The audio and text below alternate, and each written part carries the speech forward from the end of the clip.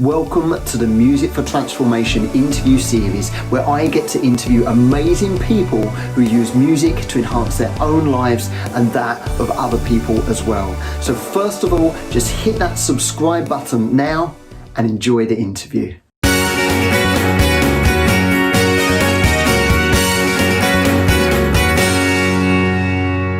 Right, so today I'm joined by Anthem, who I met probably a couple of months ago now. I'll give you a bit of a biography. First of all, I'll say, hi, Aaron, how are you doing? Hi, James. Yeah, very well. Thank you. Excellent. Good to hear. So let's give it a little bit of a biography so people know who you are and what you're about. So Aaron Timms is a mind-body healing coach who supports people to master their mind to heal their body, which I love.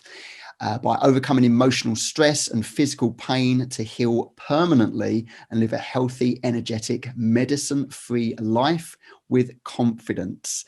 And I'm not going to say too much about what you've done yourself, because I know you've got a bit of a story as to how you've used this in your own life, Aaron, so I'll let you do that. But Aaron has helped multiple people with a wide variety of physical symptoms to heal, and his focus is on making mind-body healing simple and accessible for people like you to enrich your experience of life deeply. So that's absolutely amazing that you do lots of different things, coaching programs, services, and we'll talk with some about those as well. Obviously, we're going to speak a lot about music, but first of all, Aaron, and I think this is important with you because I've heard your story, and I think people would want to hear your story in terms of what happened to you and how you healed yourself. So if you'd be happy to share, that would be great to hear.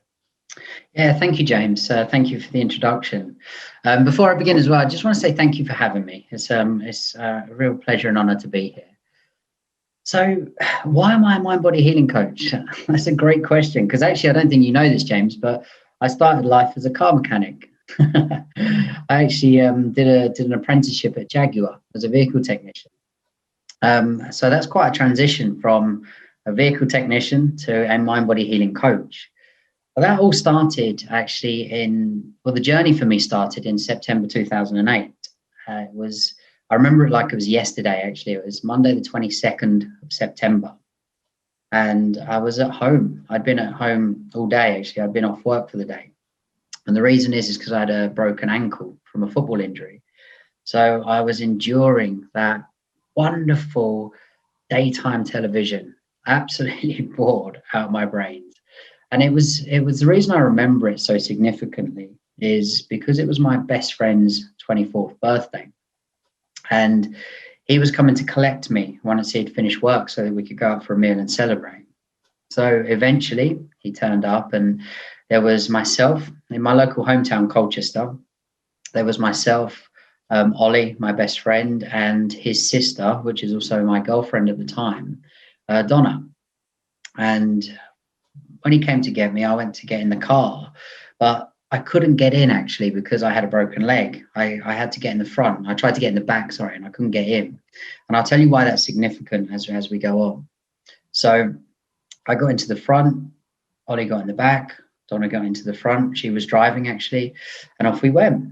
And we went to a local restaurant, very stereotypically English actually, like a nice little local pub. And just like you imagine it, you know, there's the cricketer fields opposite and a beautiful log fire in the corner, loads of big logs and the warmth, and the energy was beautiful, just like you'd imagine a 24th birthday to be actually. Lots of love and laughter in the air. And we had a wonderful evening, to be honest, lots of fun, you know, but like many good things, the night had to draw to an end. And as we were leaving, I was walking out, and then, like I said, I was on my crutches. I was kind of hobbling out. And as I got to the doorway, Ollie shouted, he says, "Aaron, I'll be back in a minute." Okay, mate. Yeah, fine. I'm just going to the toilet, he says. So, okay. So I made my way out to the car. And as I'm walking out, Donna's with me. She walks around to the side, to the front door, the driver's door. She gets in.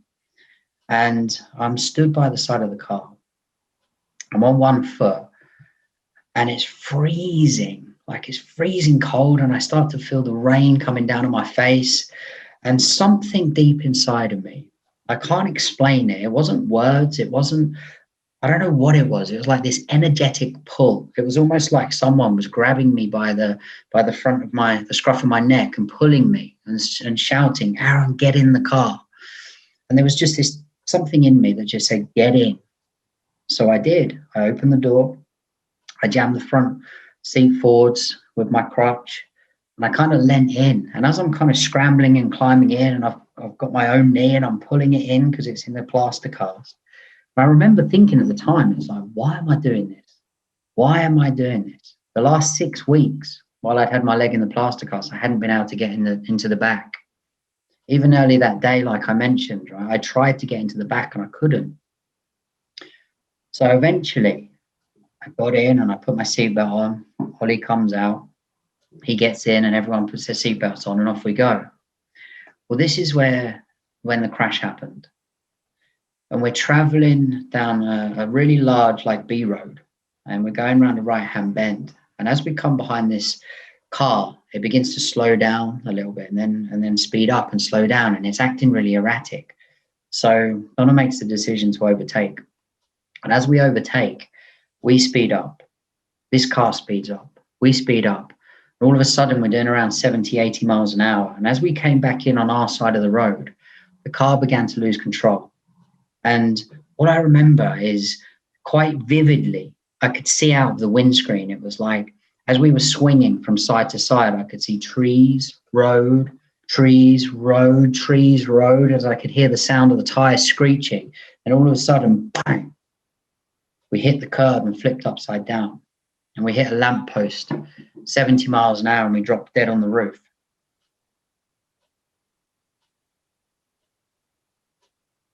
And I was screaming like a child. I was like howling, like this desperate scream. My back was in agony. I didn't realize what had happened at the time, but all I knew is that my back felt like this big kitchen knife almost was being driven into the base of my spine and being twisted. I was screaming out of desperation, and behind my screams, I could feel it. It was like this cold, dead silence. And I've never been amongst death before in my life. I've never experienced that, but somehow deep inside, I knew that I was amongst death. What felt like days, what I now know to be about 40 minutes, I see faces appear, blue lights flashing, I hear the sound of metal tearing, and it's the fire crew cutting me out. And I was dragged out of the car and put onto a stretcher. And I don't remember the journey back to A&E actually, but I do remember entering A&E, and it was really weird. It was like I'm the third person. I'm almost looking down on myself. It's like I could see myself on the stretcher with the big orange neck braces and the paramedics running around, the doctors, this big emergency. It was like I could see this big emergency in front of me, but it was almost like I wasn't part of it. It was almost like I was peaceful and calm just watching the whole thing. Really odd experience. And then I was rushed off to have CT scans and MRI scans. And then the next thing I remember, I'm laying in like this side room, this sort of temporary intensive care room. And it's just silence. My dad is standing next to me, and I'm laying flat on my back with the strap down, obviously. And my mum comes in. She's just got there. She just arrived. And I could see by the look on her face that everything wasn't okay. You know, she was trying to smile, trying to be brave, and trying to make me feel like I was okay. But it was obvious, just things were not okay. And as soon as she saw me, she started crying, and she came running over, and she leaned over me and she cuddled me, and she said, "I'm so sorry. I'm so sorry."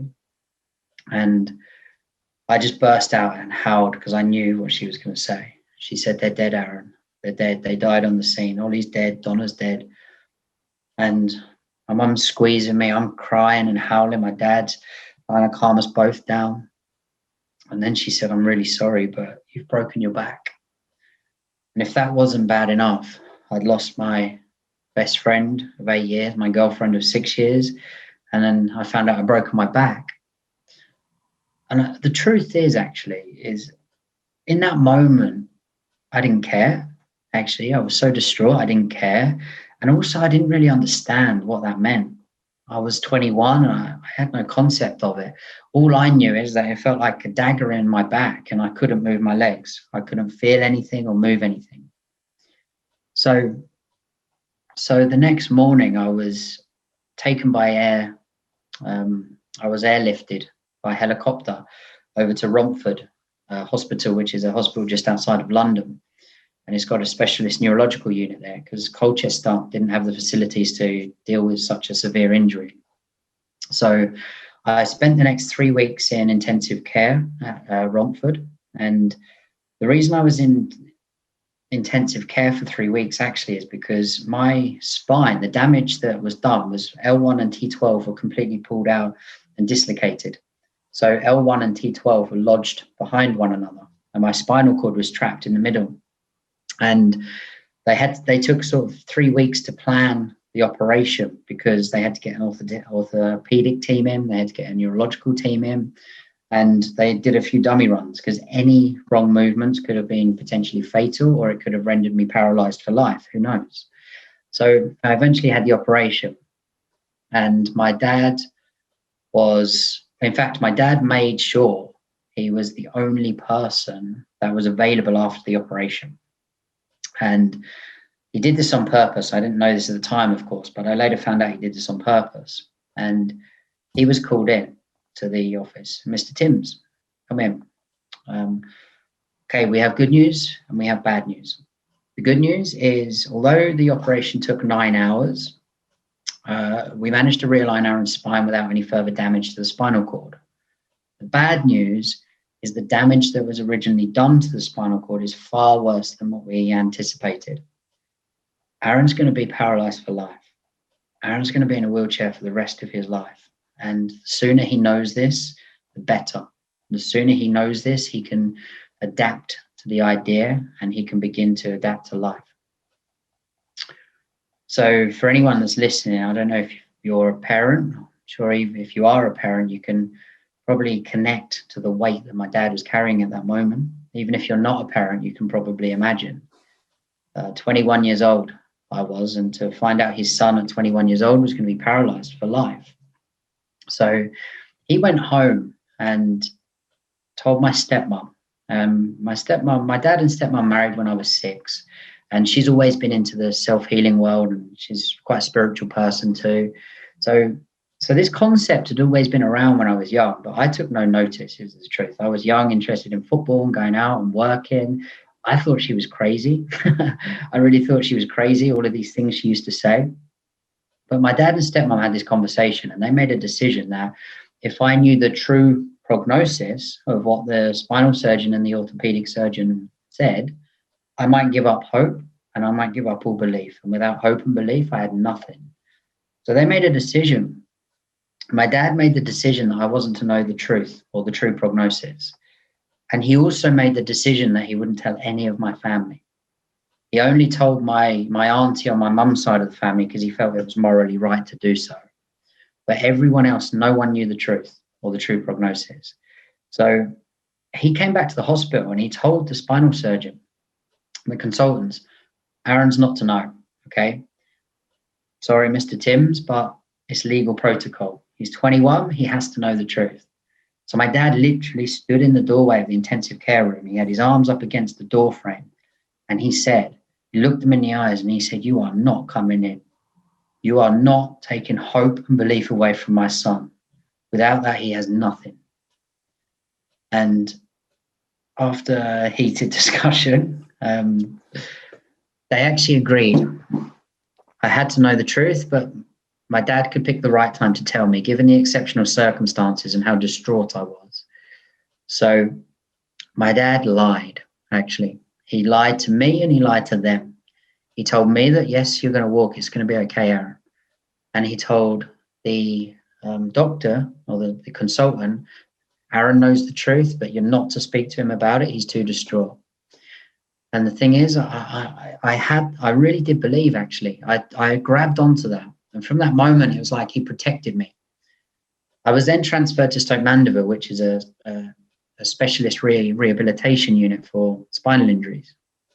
And it was then, I mean, this sounds quite delusional now, but in that moment when I was so desperate and I was under a lot of medication, I was on morphine, so that was making me hallucinate, so my mind was not clear, to say the least. So in that moment, I really did believe I was going to Stoke Mandeville, to this miracle place where I was going to heal, and there was this miracle doctor, and when I got there, I painted this picture in my mind and I really held on to it. It became my truth. But when I got there, I was transported by ambulance and I was wheeled in, and I was just hit with this like instant wall of negativity. I could feel it. And when I was you go through this induction process, and I was put into a side room, and I was having tests where they were putting needles into me. They were poking in the side of my body to test where I could feel and the sensory damage to my body. And as I was having that done, and I remember it freaking hurt down the ribs, the moment they got to my hips and my legs, nothing. They were literally pricking needles into my skin and I couldn't feel a thing. Then Mr. Newton walks in. He was my new consultant. Tall, gentle-looking man, exactly like I'd imagined. And I was like, oh, yes, it's him. It's the miracle doctor.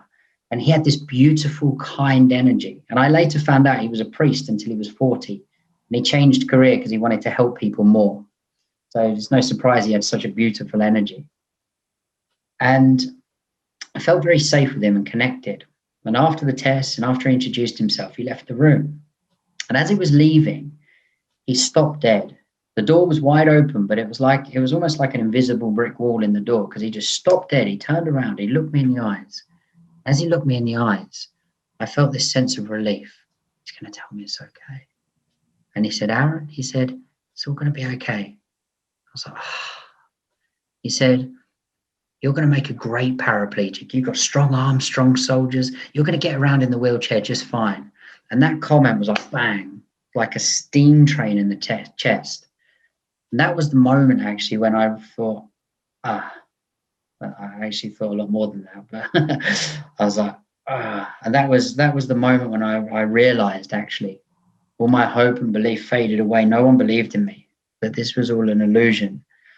So out of desperation, like pure desperation, and my stepmom was saying to me, you can heal your body. The power of the mind is incredible. People have done it, and she was showing me examples, helping me to get that belief back, which it didn't really. I mean, there was moments of it, but truthfully, I didn't actually. But I was so desperate and I was so willing to do anything.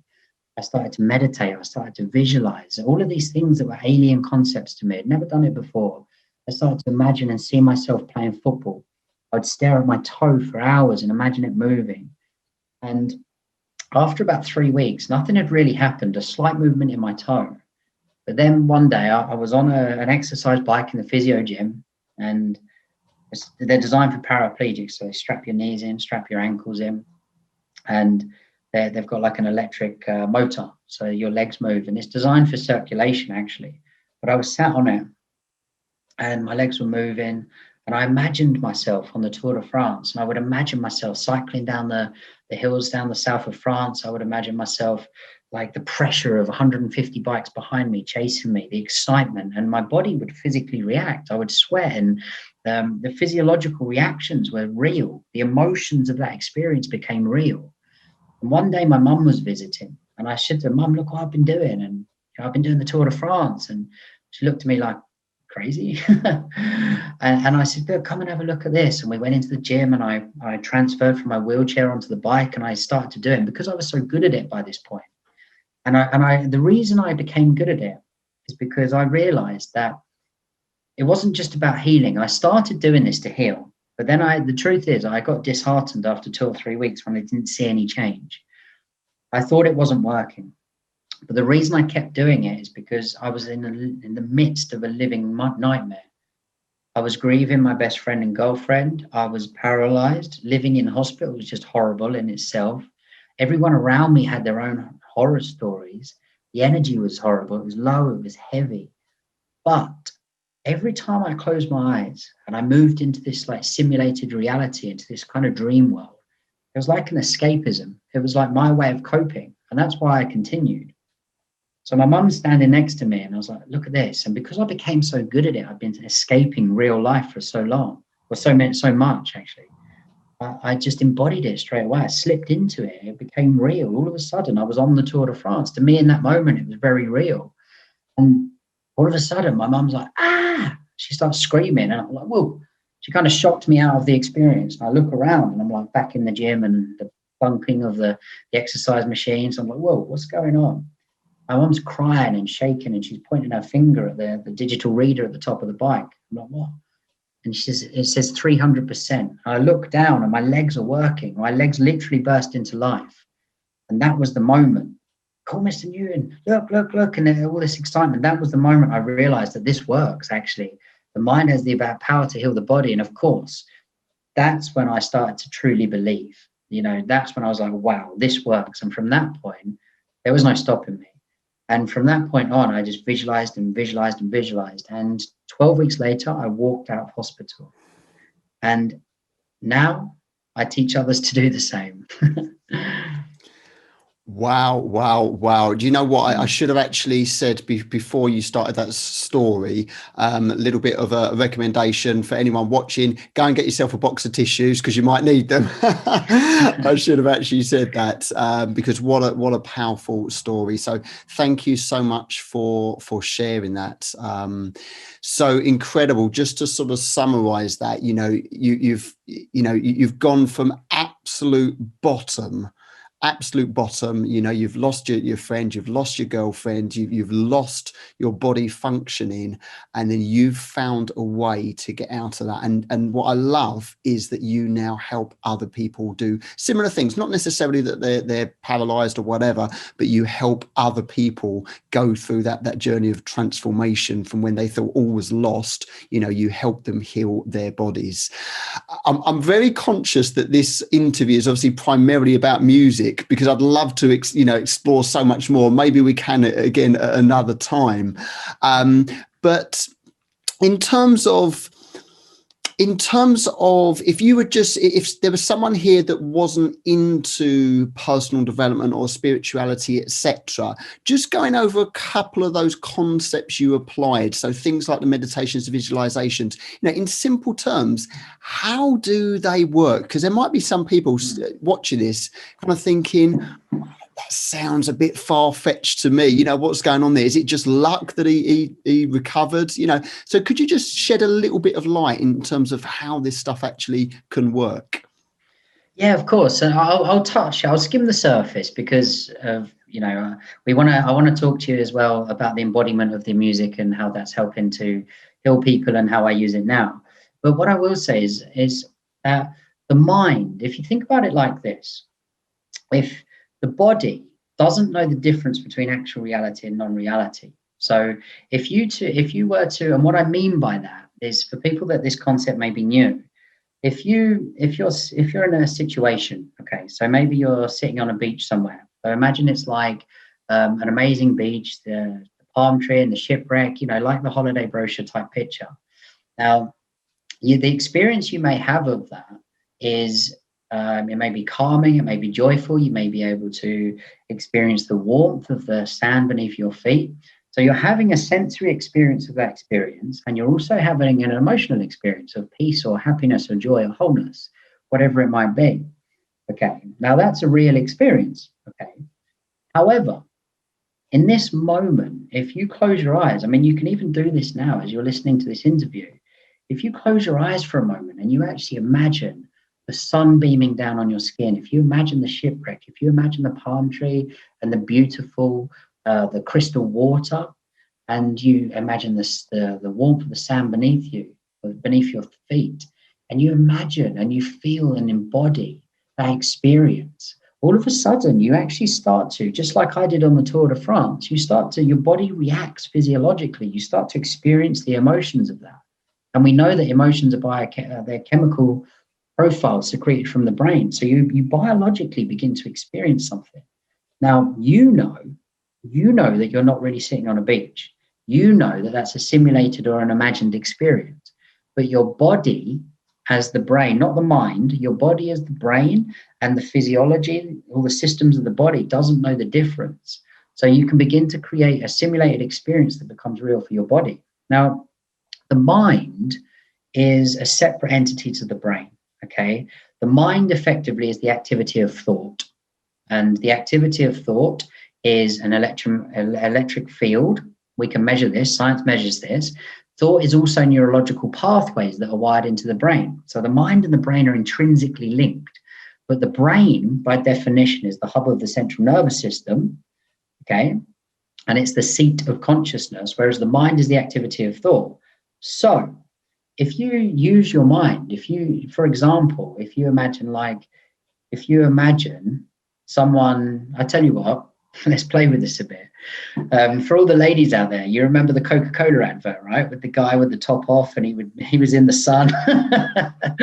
Yeah, or guys that are listening, you imagine the Baywatch shows that used to be on, right? With the women in their bikinis. If you imagine them for long enough, what happens? You feel a reaction in your body, okay? And I'm not going to describe the reaction.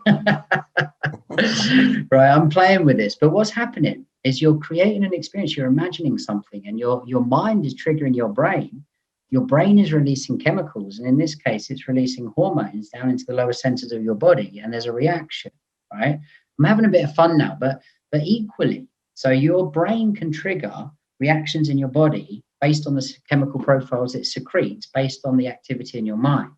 So when you imagine experiences, your brain and your body begin to neurologically wire itself in different networks. So chemically, it begins to shift energetically. So that's kind of an overview, if you like, of how it works.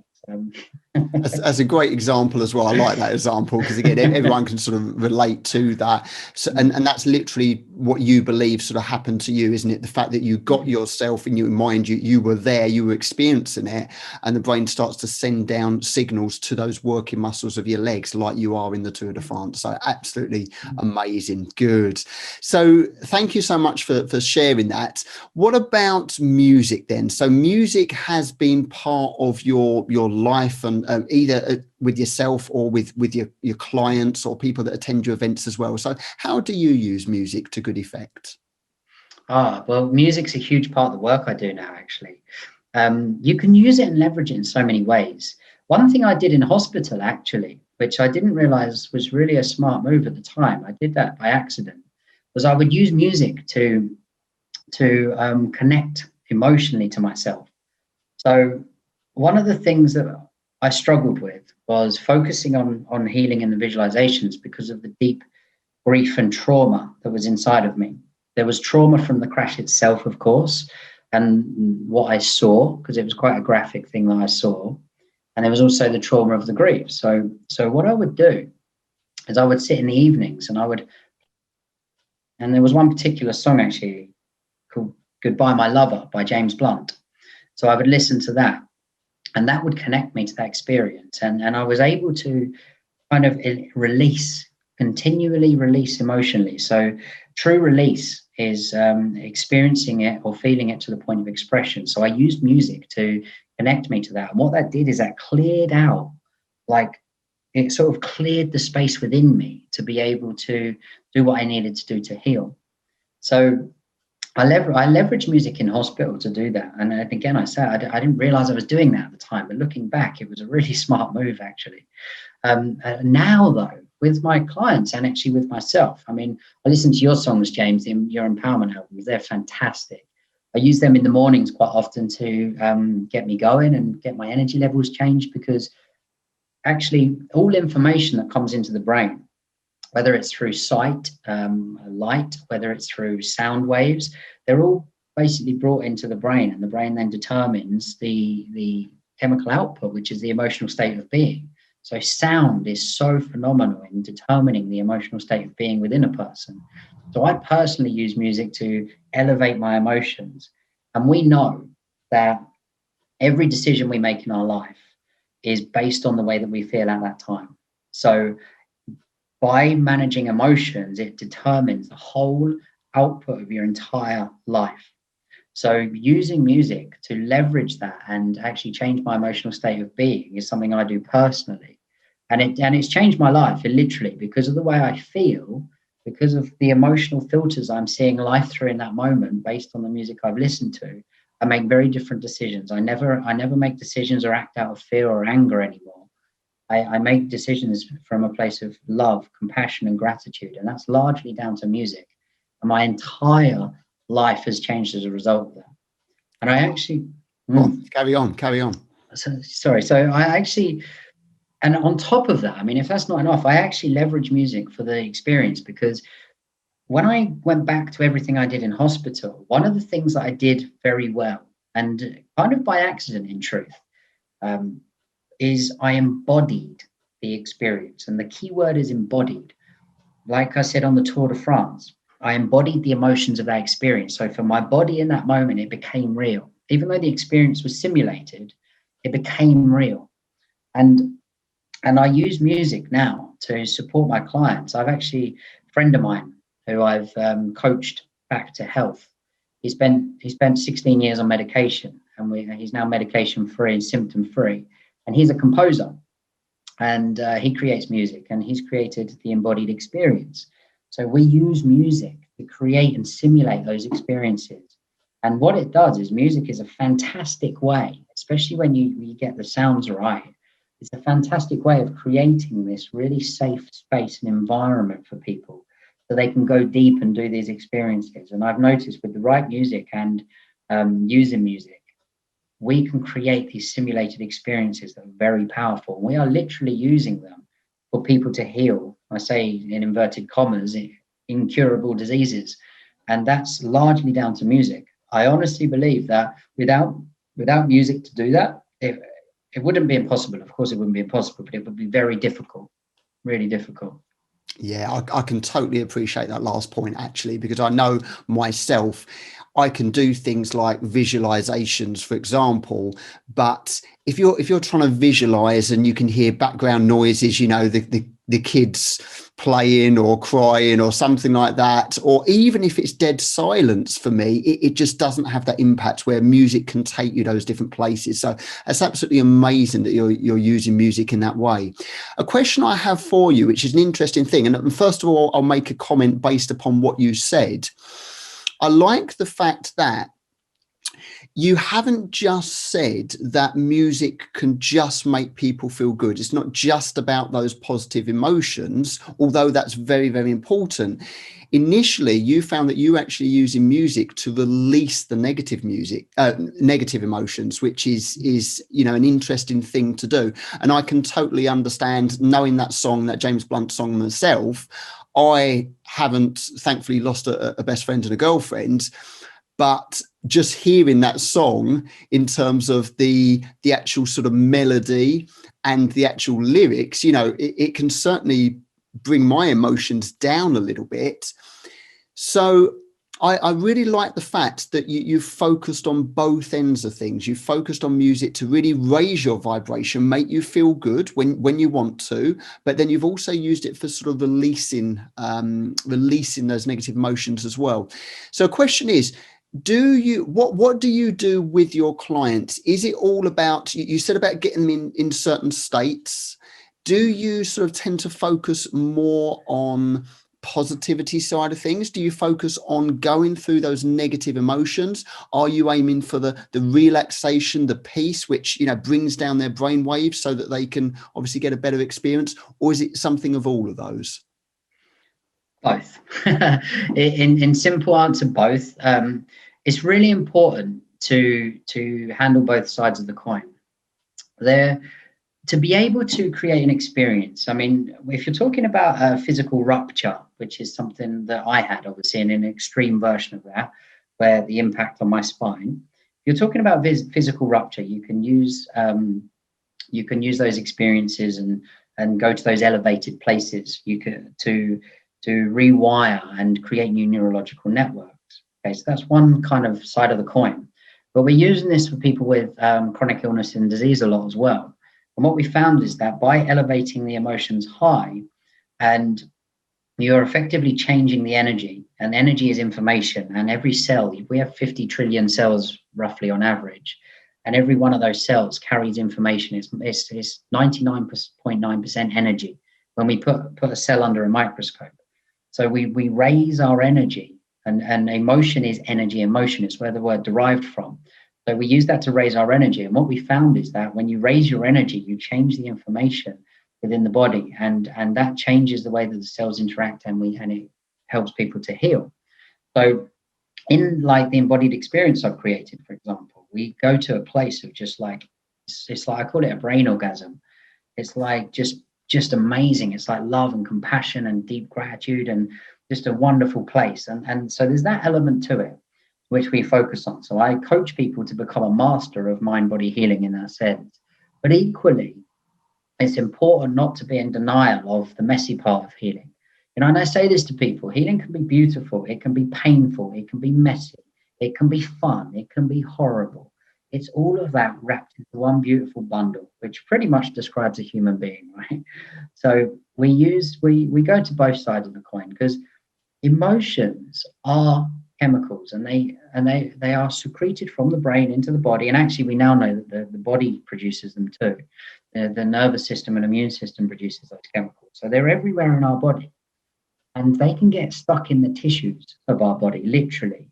So that's why when we feel heavy, I don't know if you're listening, maybe you've had an experience where you feel heavy, you feel tired, you feel stressed, you're frustrated, and you have a good old cry. And all of a sudden you feel lighter, right? It's because true release, emotional release, is to experience it to the point of expression. So it literally, physically has to come out of the body. So emotional suppression is what causes us to feel heavy. So we have to also go to those places. And music is a great way to leverage that. It's a great way to get to those places, because when you experience, so when you truly release, when you experience it to the point of expression, you're literally clearing the path. And when you move that out of your body, all of a sudden it's like you have this light, clear space within you. And then you can welcome in those moments of love and joy and compassion. If you try and stack those moments of love and joy and compassion on top of the unwanted emotions, the base survival emotions, anger, love, that's definitely not survival, anger, frustration, blame, guilt, irritation, all of those. If you try and place love and compassion on top of it, it just doesn't carry the same power. If you remove those emotions first and then you welcome in the love and the compassion, it's a different experience, and it has profound effects in the body for healing purposes. I love that. Thank you. Again, a great explanation. And I think, you know, there might be some people watching or listening to this who are healers or therapists, and they'll have a good understanding of this already. And there might be other people who this is very foreign to. So I think you're, describing it very well. And I want to just ask you a question on that. Obviously, with my music, for example, I've got my empowerment songs albums out, and there was a variety of different genres. There's some rock stuff, there's some ballads, there's some pop stuff, but it was all really to do with the themes of the lyrics. It was all about different aspects of personal development, be it forgiving yourself, be it you are good enough, all of those different aspects, etc. So that was mainly, as well as the melody as well. I wanted some upbeat songs that could energize you, so I did focus certainly on the melodies and the rhythms as well. But the key thing is the lyrics there. With yourself, when you've used this music or used music to get rid of emotions, could you make any comments in terms of, again, is it that you're sometimes using music with lyrics, or is it the real style of the music? For example, I was thinking, would you sort of suggest to someone, and I know music can be a bit of a personal thing as well, but if they were having anger issues and they needed to release some anger, an example I can think of is something like, thrash metal, where they can really shout and, really get their body involved and have that real release, kind of like screaming therapy. So could you give us any kind of specific examples so that someone watching this could say, oh yeah, I'm going to reach for that kind of track, be it to do with the lyrics or the style of music or whatever? Yeah, actually, I used your music for a few specific moments recently, actually. And I'll mention both because they're equally as important. One of the things that I find with people when it comes to healing, and when I'm talking about healing in this context, I'm talking about physically, emotionally, mentally, and spiritually. So I'm talking about as an entire state of being. One of the things that I find that many people struggle with is the ability to let go.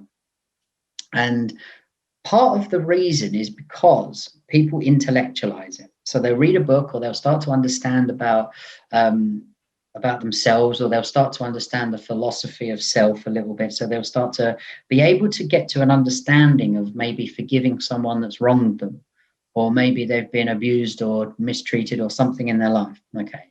So they might get to the point where intellectually they've got to a place of understanding, which has led to forgiveness, for example. The problem there is, going back to what I was saying actually, is that the emotion is in the body.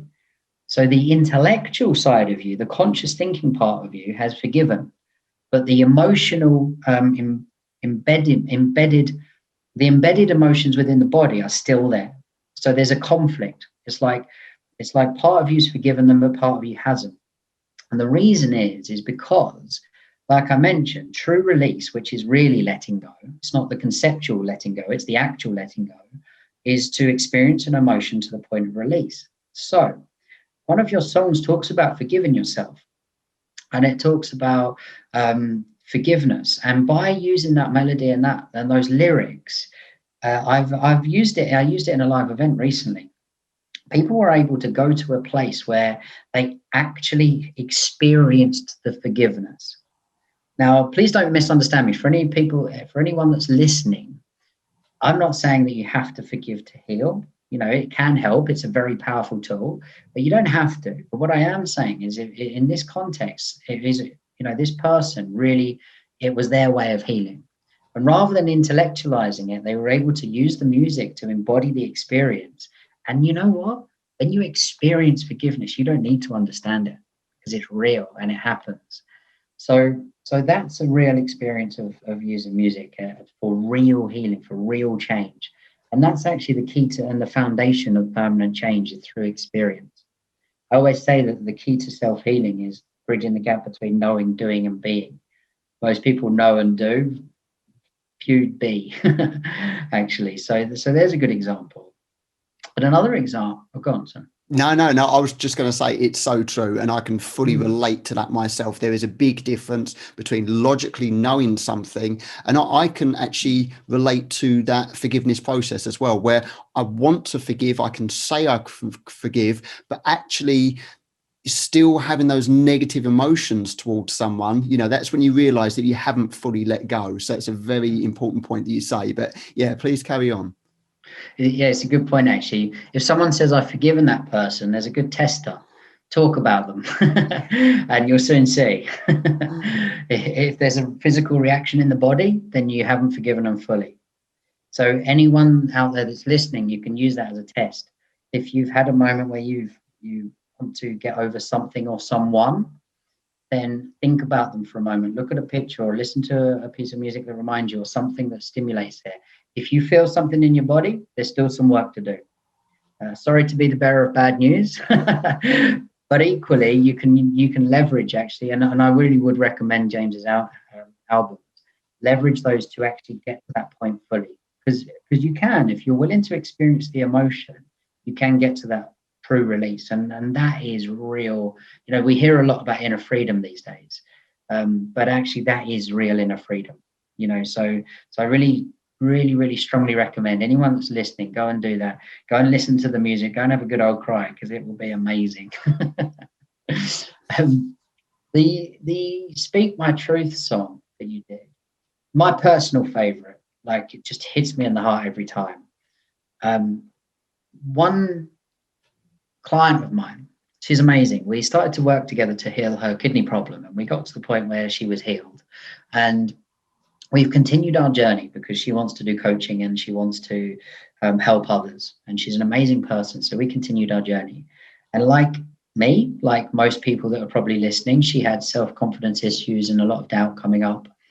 And there was a moment, actually, we were in a coaching call, and I was trying to get her to see it's time, that her holding back and her not sharing her story, her not going out and helping people and just getting out there, was actually in a way selfish, because she has so much to offer. I can see it in her, but she struggles to see it in herself, like most people, actually. It's the way that we are.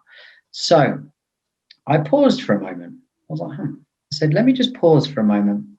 She's like, okay. I said, close your eyes for a moment. I'm going to invite you to close your eyes and breathe and just feel. So she did that. And I played the Speak My Truth song. And I just literally, I stopped coaching. I just said, no more coaching temporarily. Close your eyes. And I played Speak My Truth. And I closed my eyes too. And I just felt with her. And we had this experience. And because of the lyrics of that, when the song was over, she was pouring with tears. And she looked at me and she just said, I get it. I'm going to do it. I promise you. I promise me. And, you know, from that moment, this fire in her just lit up. You know, that's a real example how I've used your music in my coaching, not only personally, but for my clients, and not just for healing.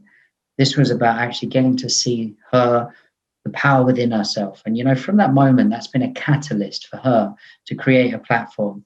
And she's now getting out there. She's got a business called Shift to Shine, and she's helping women to live life from their heart. And it's amazing. So that small moment, so let me correct myself, seemingly small moment that actually turns out to be monumental for the rest of her life from leveraging music. Wow, that's absolutely amazing. And I'm really grateful that you've told me that story, because that's obviously lovely. You know, that's what I wanted when I created the albums. I wanted the music to actually do some good in the world, you know, to actually help people, rather than, don't get me wrong, there's lots of love songs out there that might help people as well, but I wanted to sort of write from the heart. And the final thing for me is not just about me creating music, but actually knowing that it's doing some good. And, you know, I've heard obviously lots of positive reviews from other people, but that's a lovely story. And I'll remember that. And I'd like to sort of, you know, use that as well as I speak to people. So thank you so much. I really appreciate that.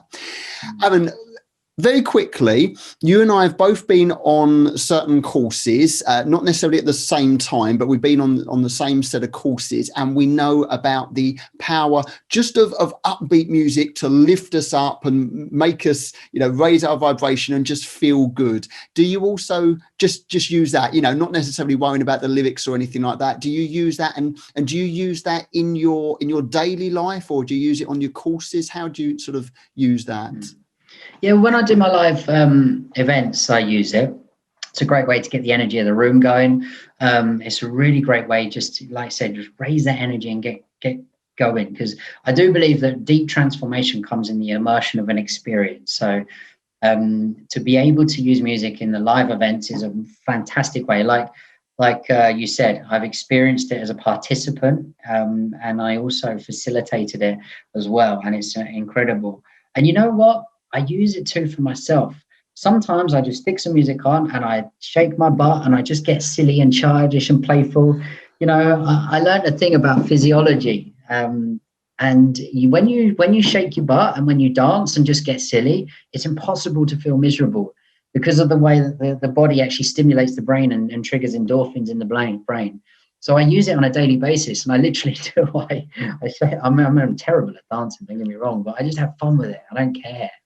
I just shake my butt and I dance. And you know what? It always lifts my mood. And again, changes my day. And if you change your day every day, it changes your week, right? It changes your month. It changes your year. It changes your life.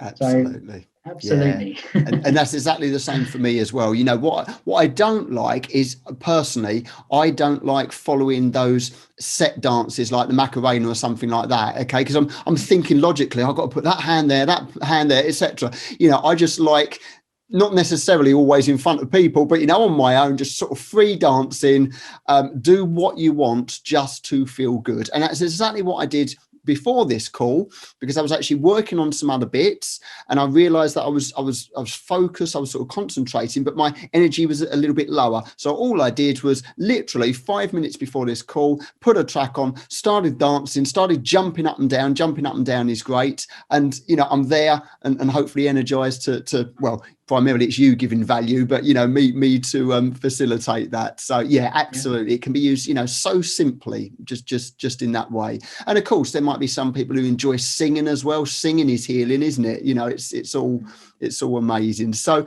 we're going to start to bring this to a close. It's been absolutely fascinating and informative. You know, and I will say now, thank you for being open, honest, just giving so much value. I mean, I would encourage everyone to re-watch this, because you're probably, there's some concepts there that you really want to try and learn and apply to your life. So, thank you for giving that value. I know that there's obviously various ways that people can connect with you. You also have a free ebook as well, don't you? Do you want to tell us a little bit about that? Yeah, I do. I wrote a book called Belief Bound Mind, and it's Unlock Your Dream Life by Unlocking Your Mind. And it gives a little bit about my story, but it's not really about me, this book. It's about you, the reader. So there's lots of there's 15 chapters, and they're into bite-sized pieces, and each one has methods and tools and techniques how you can apply it to healing in your life. It's a great book to welcome you into the world of mind body healing. It's as an introductory book, it's a fantastic book to read. So you can get a copy of this at my website. There's a free e-version. If you go to www.aarontimsofficial.com and if you download the free ebook and you get a copy for yourself, I really do recommend you go and do that, because it will get you on this journey. It will get your mind focused in the right direction, that's for sure. That's brilliant. Thank you so much. And are you on social media? If people wanted to sort of connect with you via social media, do you point them in certain avenues? I will put everything in the show notes as well. But yeah, I've got a Facebook. If you just search my name, Aaron Timms. I do also have an Aaron Timms official page and a conscious success page. So you're welcome to find me there too. If you want to contact me directly, if you're interested in the coaching program that I've got, the Master Your Mind, Heal Your Body program, then you're welcome to message me on Facebook or email me via the website as well. That's brilliant. And just sort of last sort of question then, if there is some people out there who are thinking, well, that sounds great. You've obviously helped various people as well as rehabilitating yourself, but they're thinking, oh, I'm not sure whether he'd be able to help me.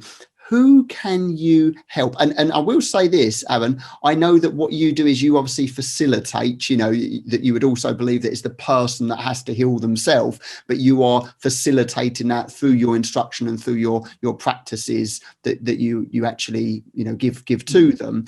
But who is it for? Could it be that anyone with any sort of condition, could they get benefits from speaking to you? Absolutely.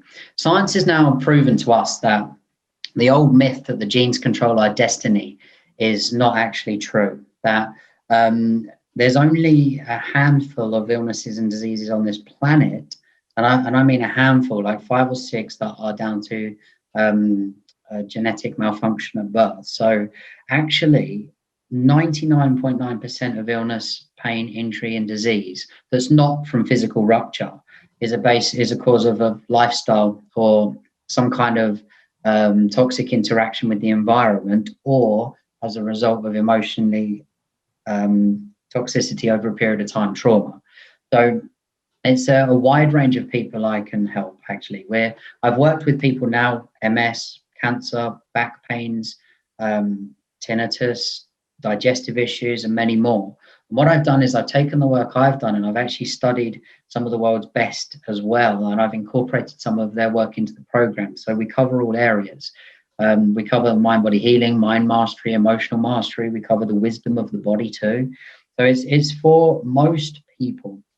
What it is for people, though, and I'll be clear on this, is people that are willing to do the work. It's very easy to people to dress it up and say, oh, it's easy to heal, or healing's beautiful. And, I'm very spiritual, but I know a lot of the spiritual world does dress it up, and there's a denial that happens there. Healing is hard work. And like I said, it is beautiful, it is fun, but it's also hard work and it's messy. So my work is for people that are willing to roll their sleeves up and do the work, because when I coach people, I'm with them every step of the way, not just in the calls, but outside of the calls. I'm with them 110% of the way. But the reality is I cannot do it for them. They have to take responsibility and do it for themselves. So I can help most people, and a whole variety of illnesses, diseases, pains, injuries, but it has to be with people that are willing to do the work. That's brilliant. Right. So if you are watching or listening to this and that is you, then make sure you contact Aaron. Aaron, thank you ever so much. It's been an absolute pleasure. Like I say, there's a wealth of knowledge and information gone out there. So thank you ever so much. Oh, you're very welcome. Thank you for having me today. It's been a real honor to share. So thank you, James. Thank you. And keep doing what you're doing, because your music is amazing. Thank you. Thank you so much for watching. 3 quick things to do now. 1, hit the subscribe button if you haven't already. 2, go to the inneranthem.com website and access your free video series, the 3-minute music life hack, so you can find out how to use music to enhance your life. And thirdly, get access, get your own copy of the Empowerment Songs albums at the inneranthem.com website.